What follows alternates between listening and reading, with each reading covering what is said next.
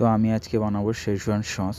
তো আমি যা যা ইনগ্রিডিয়েন্ট ইউজ করব সবগুলো কিন্তু ইজিলি তোমরা মার্কেটে পেয়ে যাবে। এবারে শেজওয়ান সসের জন্য যে চিলি পেস্টটা লাগবে সেটা অলরেডি আমার ইউটিউব চ্যানেল আর ফেসবুকে পেয়ে যাবে। তো কিভাবে বানাতে হয় ওটা দেখে নেবে। তো প্রথমে আমি চিলি পেস্ট নিয়ে নিচ্ছি, তারপরে গার্লিক, স্যালারি লিভস আর কিছুটা স্টার ফ্লোর নিয়ে নিয়েছি, আর জিঞ্জার, চিল্লি চপ আর অনিয়ন চপ সেম কোয়ান্টিটি সব কিছু নিয়ে নিয়েছি আমরা।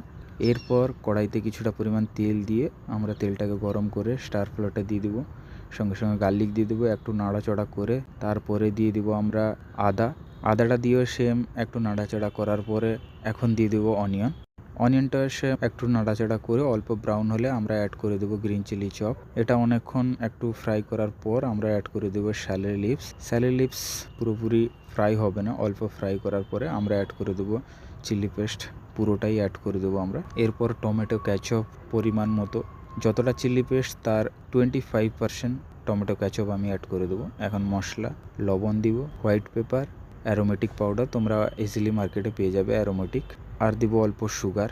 অনেকক্ষণ মিক্স করার পরে এখন আমরা একটু ভিনিগার দিয়ে দেবো, তারপরে ভালোভাবে এটাকে ফুটিয়ে নিব। ফুটিয়ে জলটা পুরো শুকিয়ে গেলে লাস্টে আমরা অ্যাড করব শেজওয়ান পাউডার, মার্কেটে অ্যাভেলেবেল পেয়ে যাবে। তো সেটা দিয়ে ভালোভাবে আমরা কিন্তু মিক্স করে এটাকে ফ্লেমটাকে অফ করে এখন আমরা একটা বাটিতে তুলে নেব।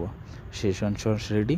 এখন তোমরা এটা রাইস বা শেজওয়ান চিকেন সব কিছুতেই ট্রাই করতে পারো, নুডলস